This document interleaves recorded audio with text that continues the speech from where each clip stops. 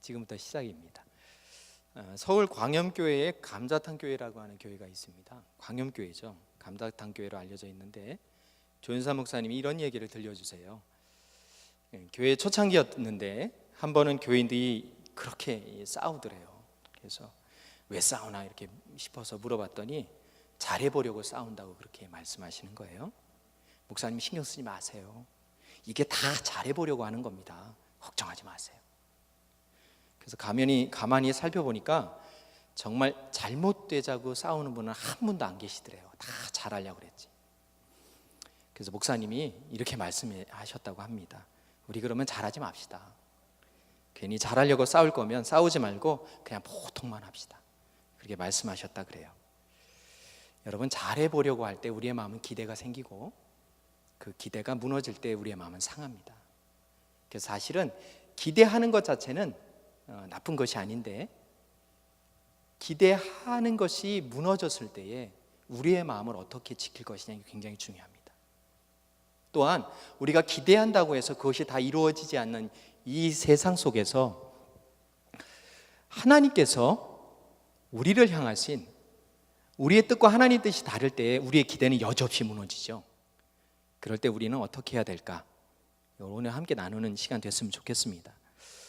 늘 그리스도 안에서 성령 하나님께서 깨우쳐 주시는 깨달음에 움직여야 되는 것이 교회인데, 그래서 아름다운 열매를 맺는 것인데, 오늘 함께 읽은 이 이스라엘 백성들은 사실 잘 해보고 싶은 공동체입니다.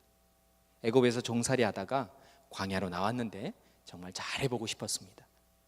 그래서 이스라엘 공동체하고 그 공동체를 이끄는 모세의 이야기가 오늘 함께 나눌 이야기고, 모세와 함께 산책하면서 모세의 마음을 함께 읽어보면, 그리고 하나님의 마음을 읽어보면 오늘 이 시간은 굉장히 복된 시간이 되리라 생각이 되어집니다. 모세가 창세기 빼고요, 레위기, 민수기, 신명기, 창출, 그러니까 모세오경의 그 서신, 그 글에 나오는데 당황한 것 같습니다. 제가 글에 나오는 것 같은데요. 그래서 스토리가 굉장히 깁니다. 그래서 하다가 시간이 딱 되면 끝내도록 하겠습니다. 그렇게 하는 걸로 하도록 하겠습니다. 이스라엘 가장 위대한 선지자 모세, 그리고 가장 위대한 왕 다윗.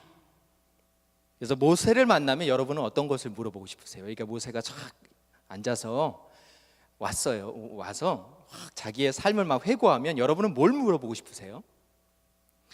저는 물어보고 싶은 게 하나 있었는데, 많은 갈등과 어려움을 어떻게 이겨냈냐고. 정말 마음 막 죽고 싶으셨을 텐데 어떻게 그걸 견뎠냐고 그렇게 물어보고 싶었습니다. 또 하나는 가장 기억나는 것이 무엇입니까? 이스라엘 백성들을 인도할 때에, 또 하나님을 만났을 때에 어느 때에 가장 기억이 많이 남습니까?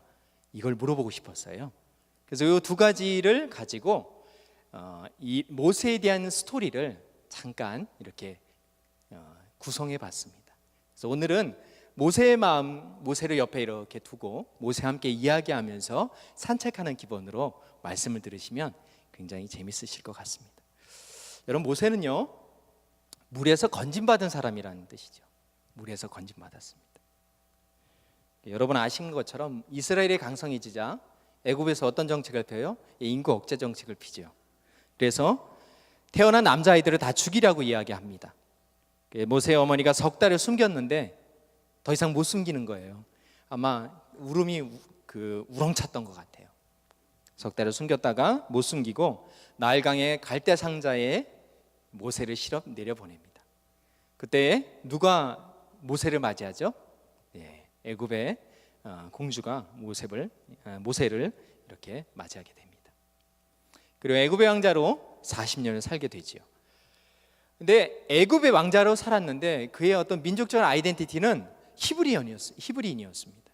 그래서 모세는 히브리인을 억압하던 이집트인을 살해하게 되고 40년간을 광야로 나아가게 됩니다. 도피하게 되죠. 그래서 나이 80이 돼서 모든 것이 사그라들 무렵에 하나님은 그때 광야에 있었던 모세를 부르십니다. 여러분, 광야에 있었던 모세에게 저는 이렇게 묻고 싶었어요. 그때 어떤 마음이냐 그냐고. 영광스러운 자리에 있었던 모세입니다. 애굽의 왕자였습니다. 한창 나이 40에 살인자로 광야로 내몰렸습니다. 여러분, 많은 은퇴하신 분들이 있습니다. 또 많은 이유 때문에 다니던 회사에서, 학교에서, 직장에서 사업체를 접어하는 상황이 되었습니다. 그런 경험을 하신 분들은 이 이야기가 이해가 되실 겁니다. 그 마음 내가 안다고. 특별히 이 일이 자신을 존재하는 이 남성이, 그래서 내가 하는 일이 나의 존재를 드러내는 세상이 이 세상 아닙니까? 내가 잘 나가는 사람이면 나의 가치는 잘 나가는 가치죠.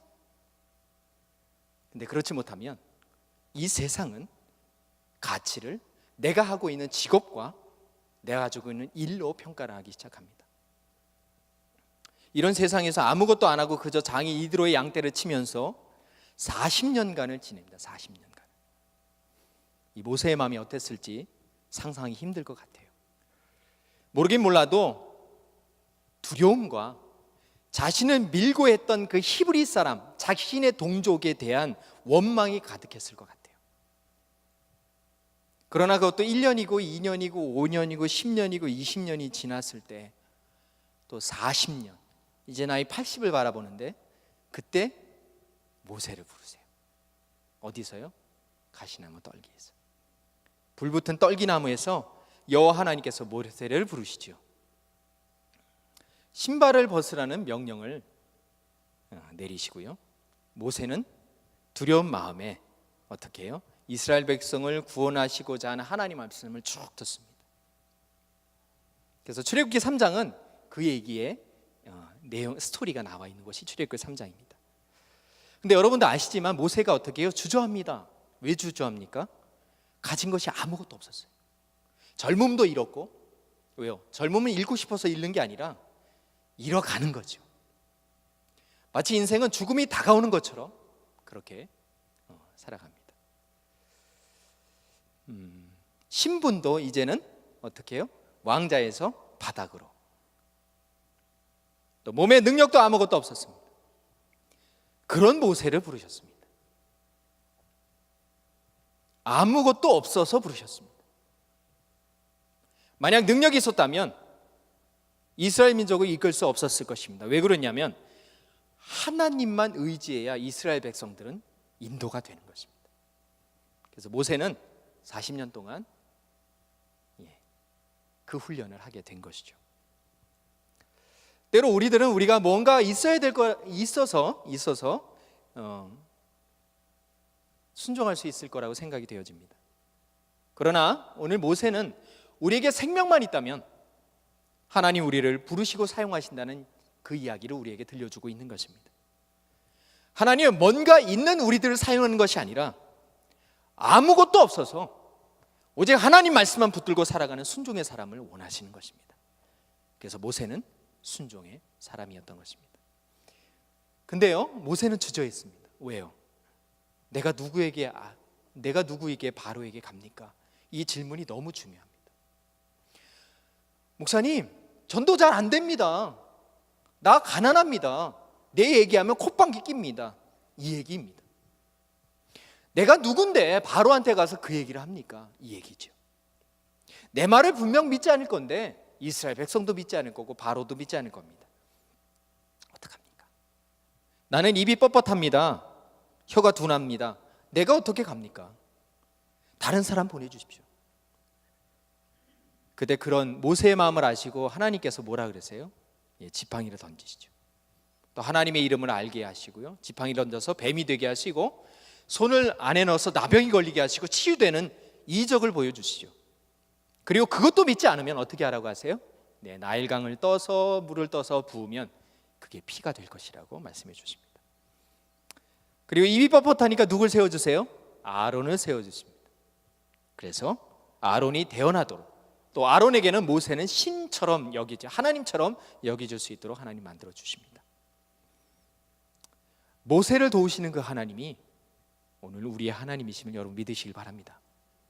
사실 저희들이 말은 잘 안 하지만 이 세상이 갖고 있는 가치에 함몰돼서 살아갈 때가 너무 많습니다. 우리는 건강하지 않으면, 우리가 부화했다가 갑자기 추락하면 하나님을 떠나는 경우가 많더라고요. 그런 우리를 하나님은 모세를 통해서 말씀해 주고 계십니다. 아무것도 없어도 나는 너를 사랑한다고. 아무것도 없는 내가 볼 때에는, 하나님 볼 때에는 아름답고 존귀한 자라고. 이 세상은 다 버려도 건강이 이르면 사람들은 떠나죠. 재물을 잃어도 떠납니다. 목숨을 잃으면 영영이 이별하죠. 그러나 하나님께서는 그렇게 하지 않으십니다. 오늘 하나님께서는 우리의 삶을 통해서 모세와 같은 일을 이루시기를 원하십니다. 그래서 여러분 늘 감사하는 저 여러분 되시길 주의 이름을 간절히 축원을 드립니다. 여러분 엘라이자 휴잇이라고 하는 사람이 있어요. 1887년에 상상하기조차 싫은 일들을 경험합니다. 이분이 이제 고등학교 교사인데 그 필라델피아에 있는 고등학교 교사였는데 문제 학생을 막 상담하고 있었어요. 근데 조용히 야 너 그렇게 하면 안 돼 이러는데 벌떡 일어나서 옆에 있던 널빤지를 들고 휴잇을 마구 내려쳤어요. 여자 선생님을. 화를 이기지 못한 교사가 폭행을 한 거죠. 그래서 척추를 다쳐갖고요 이제 교사 생활을 못했어요. 그래서 평생 장애인이 되었죠. 어처구니 없는 사고를 당한 이 휴잇이 뭘 했겠어요? 분노하고 원망합니다. 이 가득한 마음을 도저히 다스릴 수 없었고요. 사실 교회에서 주일학교 섬기고 그동안 학교에서 학생들을 사랑으로 보살폈는데 왜 나에게 이런 일이 있냐고 하나님께 항변을 하는 것입니다. 그래서 휴잇이 오랫동안 상반신에 석고붕대를 갖고 있는데 그래서 대소변도 스스로 감당하지 못해서요 어떻게 해요? 치료 기간이 계속 길어질 때마다 짜증은 늘어갔고 주님을 위해 살려고 했던 이 자신을 노력했던 그것까지도 왜 하나님께서 이런 고난을 주시냐고 원망스럽기만 했습니다. 병원 생활이 길어지자 휴잇은 황폐해졌습니다. 마음이. 근데 어느 날 한 흑인 여성이 찬송을 막 흥얼거리면서 이제 병실을 찬송하는 거예요. 청소하고 있었습니다. 그것을 본 휴잇은 짜증 섞인 목소리로 이렇게 이야기했습니다. 저기요, 청소하면서 뭐가 좋다고 그렇게 흥얼거려요? 라고 말했습니다. 자신의 고통이 너무 크니까 다른 사람의 그러한 즐거워하는 모습도 달가없지 않은 거죠. 그래서 청소하던 흑인 여성은 그 얘기를 듣자마자 빙그레 웃으면서 이렇게 대답했다고 합니다. 제 환경과 여건은 굉장히 어렵습니다. 근데 하나님께서 제 마음 가운데 불평을 찬송으로 바꿀 수 있는 힘을 주셨으니 마음이 즐겁습니다. 이렇게 이야기했대요. 이 말을 듣고 이 휴잇이 쓴 찬송이 있어요. 그게 뭐냐면 370장이에요.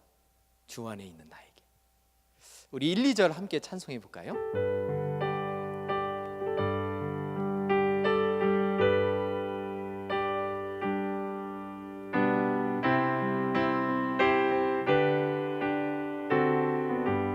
주 안에 있는 나에게.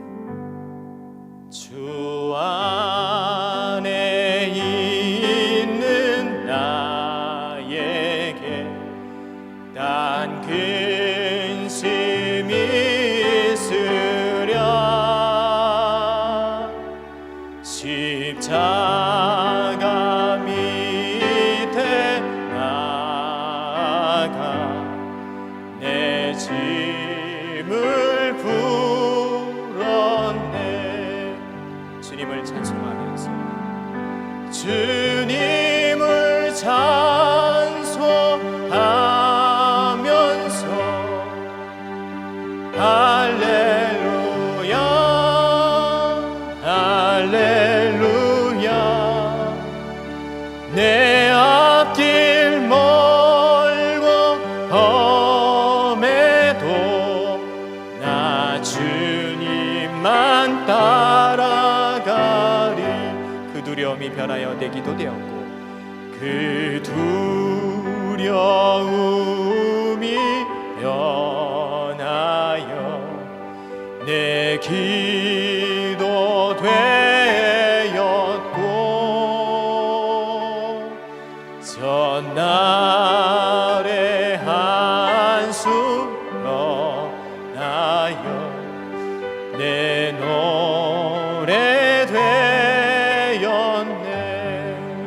주님을 찬송하면서 주님을 찬송하면서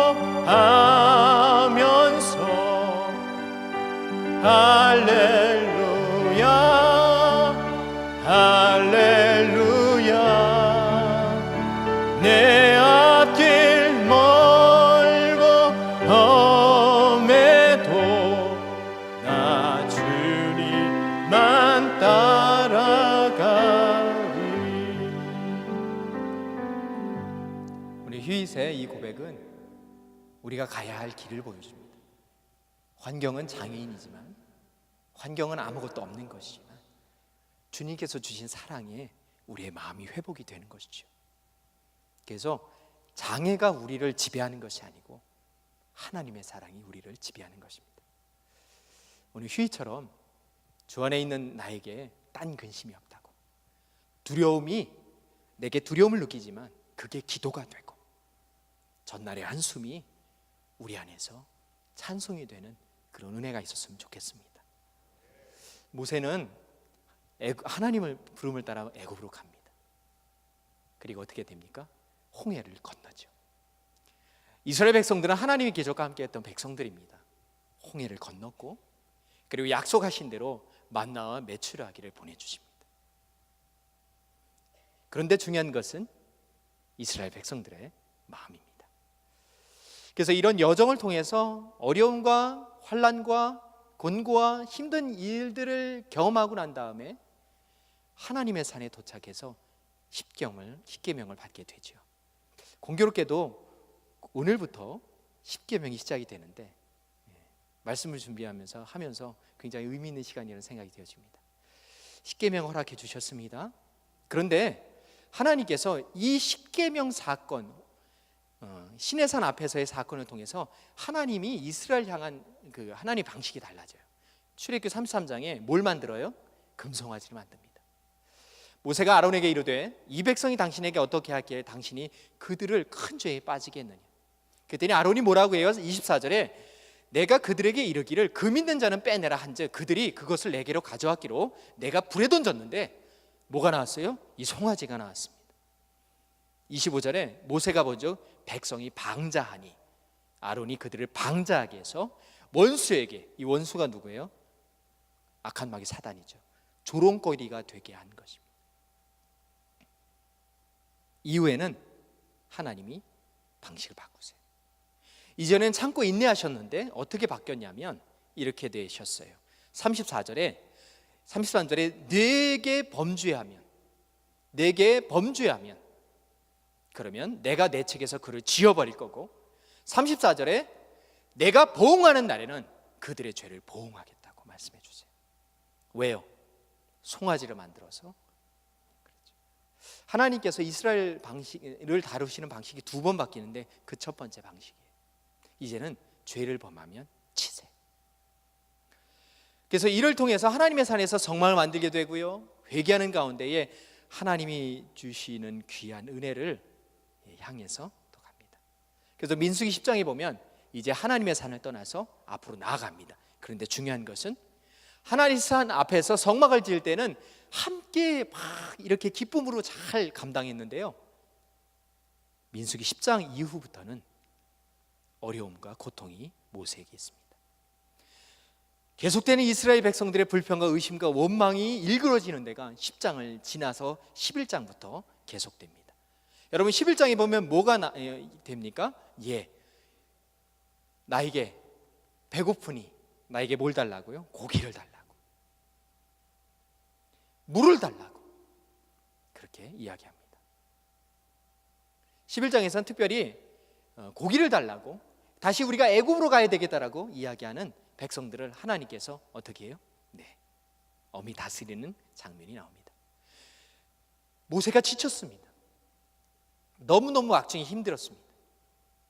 그래서요 13절 말씀에 보면, 민수기 11장 13절 말씀에 보면요 어떻게 해요? 모든 백성의 줄 고기를 내가 어디서 얻습니까? 너무 무겁습니다. 14절에 책임이 중하여 나 혼자는 이 백성을 감당할 수 없습니다. 그러니 15절에 내게 은혜를 베푸셔서 즉시 나를 죽여주십시오. 내가 고난당함을 내가 보지 않게 해주십시오. 왜 그랬어요? 모세에게는 동역자가 없었던 거예요. 그러니까요, 하나님께서 저희 그림이 뭔지 아시죠? 아론과 훌이 이렇게 아말렉과의 전투에서 있었던 것처럼 노인 중에 70명을 모아요. 그래서 어떻게 해요? 강림하셔서 내게 임한 영을 그들에게도 임하겠다. 성령을 부어주시겠다. 지혜와 계시의 영이신 하나님의 영을 부어주시겠다라고 말씀해 주세요. 모세에겐 그렇게 위로하시고 이스라엘 백성들에게 어떻게 해요? 네, 하나님께서 33절에 고기가 아직 이 사이에 있어 씹기도 전에 백성을 치세요. 근데 신기한 것은 저희는 모세를 쭉 보면 모세가 하나님을 늘 의지했을 것 같은데 오늘 민수기 11장에 보면 모세도 자기가 어떻게 해야 할지 자기의 힘으로 극복하려고 하는 그런 마음들이 많았어요. 그래서 하나님께서 모세를 위로하시죠. 여호와의 손이 짧으냐? 내가 이제 내 말이 내게 응하는 여부를 보리라, 이렇게 말씀하고 있습니다. 제가 이걸 보면서요, 하나님 참 멋있는 분이신 것 같습니다. 하나님께서는요, 하나님을 따르는 자들에게 축복하시고 하나님을 등지고 하나님께 원망하고 하나님의 징계를 받을 자에겐 징계하신다는 거죠. 그러니까 하나님을 따르는 자들에게는 그것은 어떻게 돼요? 복이고, 하나님께 원망하고 불평하고 하나님의 저주를 받을 자들에게는 그것은 어떻게 돼요? 저주인 것이죠. 그리고 나서 민수기 12장에 가면 가장 귀한 동역자였던 아론과 미리암이 대항을 하기 시작합니다. 그게 오늘 본문입니다. 미리암도요, 여선지자예요. 그래서 출애굽 15장에 보면 막 수고한 미리암의 노래를 부르죠. 아론과 훌, 아론은요 모세의 동역자들입니다. 그러나 아론은, 미리암은 오늘 말씀에 보면 모세를 대항합니다. 대항하는 요지가 뭡니까? 오늘 읽었던 12장 2절 말씀에 그들이 이르되 여호와께서 모세와만 말씀하셨느냐, 우리와도 말씀하지 아니하셨냐 하니까 여호와께서 이 말을 들으셨습니다. 근데 3절에 참 이상한 본문이에요. 사실은 맞지 않은 본문인데 이 사람 모세는 온유함이 지면의 모든 사람보다 더하더라, 이렇게 말씀하세요. 온유라는 단어를 히브리어로 아나우라고 하는데 겸손히 자신을 낮추는 거예요. 근데 낮추는데 어떤 상태냐면 남이 나를 착취할 정도로 그런 처지에 놓인 게 온유함인 거예요. 나를 막 힘들게 해도 그것에 대해서 어떻게 해요? 그렇게 내버려 두는 거죠. 너무너무 힘들어도 하나님 앞에서 겸손히 낮추는 사람, 그게 온유함이에요. 아나우라고 하는 단어입니다. 하나님께서 어떻게 하셨어요? 여러분 잘 아시는 것처럼 이렇게 말씀해 주셨어요. 갑자기 내려오셔서 불러요. 너 모세, 아론, 미리암 일로 와. 그래서 어떻게 해요? 문 곁에 서셔서 말씀해 주신 거죠. 너 내 말을 들어라. 너희 중에 선지자가 있으면 내가 환상으로 또 꿈으로 그에게 말했는데 모세는 그렇지 않다. 그는 내가 인정하는 온 집에 충성하는 사람이야. 근데 너희가 어찌하여 내 종 모세 비방하기를 두려워하지 않느냐, 이렇게 말씀하고 있는 거예요. 여러분, 아론과 미리암이 왜 그랬을까요? 이 말씀을 마치고 오늘 말씀을 맺도록 하겠습니다. 아론과 미리암은 어떤 이유 때문에 이렇게 했느냐면 이중적 관계를 이해하지 못했기 때문에 그렇습니다. 아론과 미리암은 원래 만날 때에는요, 하나님께서 모세를 지도자요, 권위자요, 동역자로 만나게 해주셨습니다. 그런데 여러분 아시지만 모세는 아론과 미리암의 동생입니다. 우린 때때로 이중적 관계가 있을 때가 있습니다. 어느 때입니까? 네, 만약인데 이제 예를 들면 이제 제가 목사하잖아요. 목사인데 제 친구가 왔습니다. 근데 갑자기 교회에서 용하야라고 하는 순간 우리는 이중적 관계에 어려움을 겪게 되어 있습니다. 그분은 저를 친구로 만난 것입니다. 사적인 관계 안에서는 그것이 허용이 됩니다. 만약인데 둘이 개인적으로 만나서 이야기할 때는 용하라 부르든 김 목사라 부르든 뭐가 중요합니까? 그러나 그것이 공적인 영역이고 제가 있어야 할 자리에서 제가 보여줘야 하는 그것이 명확하게 되지 않을 때는 우리는 어려움을 겪게 돼 있습니다. 여러분도 마찬가지시죠? 목자 목녀로 부름받은 것은 다른 것이 아닙니다.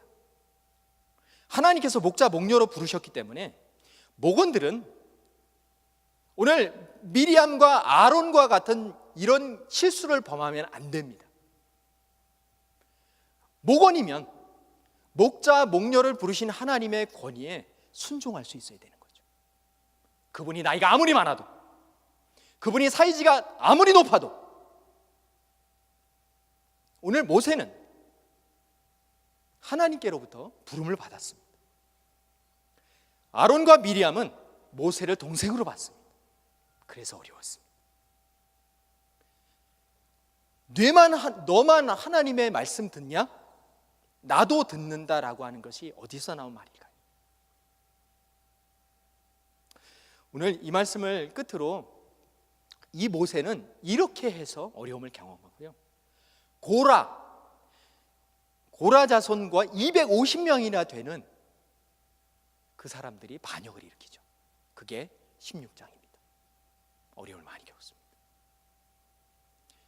결론적인 문제는 리더십이라는 것은 내가 리더십을 갖고 있기 때문이 아닙니다. 리더십은 하나님께로 부름받은 리더와 모세죠. 그 리더십에 순종하는 사람들이 있을 때 그 안에 리더십이 발휘되는 것입니다. 모세가 리더십이 없었습니까? 하나님 권위를 부여하지 않으셨습니까? 그에게 권능이 없었습니까? 있었습니다. 그러나 중요한 것은 이스라엘 백성들의 신뢰와 믿음과 동조와 이스라엘 백성들의 순종과 겸손이 없었기 때문에 오늘 이스라엘 백성들은 세 번째 하나님이 대하시는 방식이 바뀝니다. 이제는 너희들이 20세 이상의 그 어떤 사람도 가나안 땅에 들어가지 못한다. 심지어 누구까지요? 모세도. 왜요? 하나님께서 반석을 명해서 물을 나게 하라 하셨을 때 물이 빠져. 그때 모세는 반석을 쳐서 하나님의 영광을 드러내지 않았기 때문에 그렇습니다. 사랑하는 여러분, 저는 모세가 참 어떻게 보면 불행한 사람인 것 같습니다. 250명입니다. 여기 계신 분들의 2배 정도 되는 분들이 반대를 합니다. 코너에 몰렸습니다. 그들이 돌을 던지려고 합니다. 아론과 모세는 엎드려져 있습니다. 여호수아 갈렙도 그렇습니다. 그 네 사람을 죽이려고 하는 250명의 사람들 앞에서 모세는 정말로 자괴감이 들었을 것 같습니다. 만약 하나님께서 계시지 아니하셨다면 이 모세의 삶은 비극적인 말로가 되지 않았을까, 그런 생각이 들었습니다. 참 신기한 것은, 감사한 것은 모세는 끝까지 하나님께서 가나안 땅을 얼마나 들어가고 싶었을까요?